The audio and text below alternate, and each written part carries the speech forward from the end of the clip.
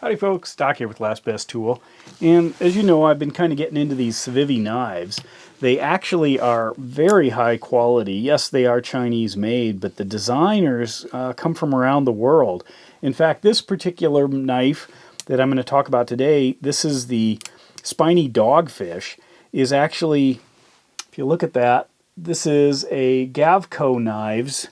Mike Gavac is actually a guy, he originally came from Serbia, but he lives in Florida, and he's a knife designer.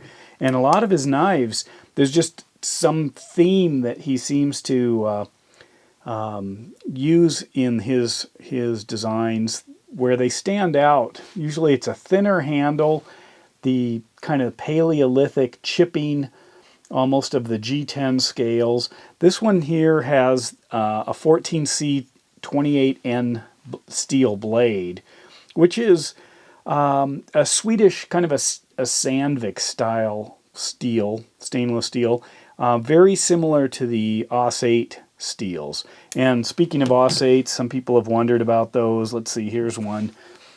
This you can see is a Spyderco Aus 8. Some people say I need more Spyderco in my videos, so here you got 4 of them. How about this one?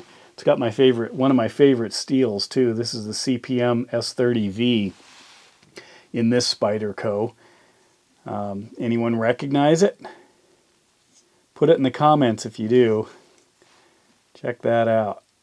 Designed by Ray Mears. Look at that thing. Anyway, so let's talk about this guy. First of all, CIVIVI knives often come in these little pouches.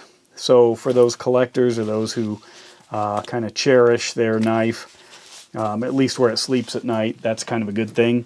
So it's an unusual shape. As you can see, it's got a very narrow handle, and you know, it's not a good or a bad, it's an option. This is a liner lock here. It's not a real weighty knife, and there are 3 different versions of this. CIVIVI asked me which one, or if I wanted to take something like this for a spin, and I looked at the versions, and I wanted the black blade with the dark kind of olive, flat olive colored green scales. And these are G10. There is very little billboarding on these things. You can see, wipe some of the grease off there. You can see it does have the steel listed. Clean that off a little bit better. Right there.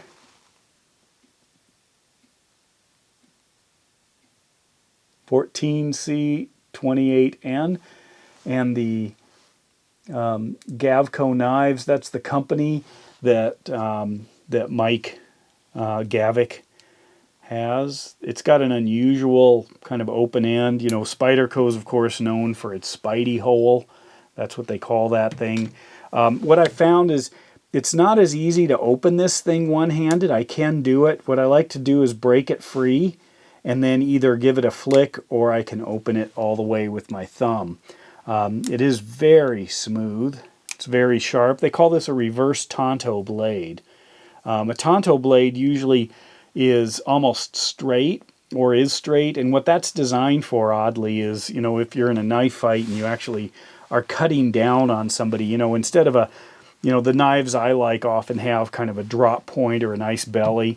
Well, those tend to slide out and they don't cut to the bone, but a tanto is designed to actually work its way in towards the bone for what that's worth. It does come with a pocket clip.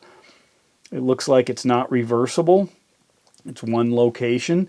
There are a couple of black standouts, or one black standout right here.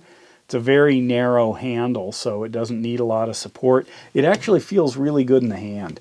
I was kind of surprised, but where this thing really shines is in pocket carry. It's a fairly large knife. Let's get out a tape measure here and check this out. So tip all the way, we're looking at around about 8 3/4 inches, or just shy of maybe 20 centimeters here. As you can see, maybe you can see it better that way. The blade alone, I'm looking at around about 9 centimeters, or about 3 and maybe 3/8 inches. And when it's folded, what's kind of interesting is the profile is fairly slim. Not only, I mean, the thickness of this part is not very big. That's all it is. You know, let me grab a different knife, maybe an industry standard here. How about we'll do a full-size Benchmade Griptilian. So there's the Benchmade Griptilian, which is absolutely monstrous compared to this thing. So this just slides right down, especially in jeans along the seam of the pocket. You don't even notice. In fact, one time I actually put another knife. I was carrying this nonstop. I've had this for a few weeks. I was carrying it nonstop, but at one point I was headed out and I actually grabbed another knife and slid it in my pocket because I didn't think I had a knife with me. And I did, but it was this one, because when this slides back, it actually just nestles right into the very edge and you don't even notice it. It's kind of nice. As far as the blade shape, it's fairly usable. It does have a reasonable belly. I mean, it's a full, if you look at how that compares to the kind of the Benchmade there, it is a different profile. You've got a large sweep all the way, but I don't see any real, you know, flat spots that often create problems. Even this still maintains an arc, and I prefer arcs unless I'm after a flat spot for some reason. There are certain reasons you may want a flat chunk of a knife. But anyway, it's a nice thick blade, so that complements the thin handle. Some people don't like thin handles, but I've got fairly large hands, and it fits nicely in there. It actually is quite versatile, quite nimble. Sometimes with gloves, it's nice to have a smaller handle, because if you have a big handle and you put the glove on, now you've got something that's kind of overwhelming. The ceramic, I guess captured ceramic bearings are silky smooth, so you can operate it. If you break that first detent, it pops open quite easily, or you can kick it all the way out with a standard kind of Spidey hole thumb roll there. But the look, the feel, I mean, that's why we enjoy knives. You know, there's no one perfect knife. There are just a lot of really great knives, and this is definitely one of them. So there it is, the Spiny Dogfish, which if you look that up, you'll see maybe where the name came from. And with that, Doc out.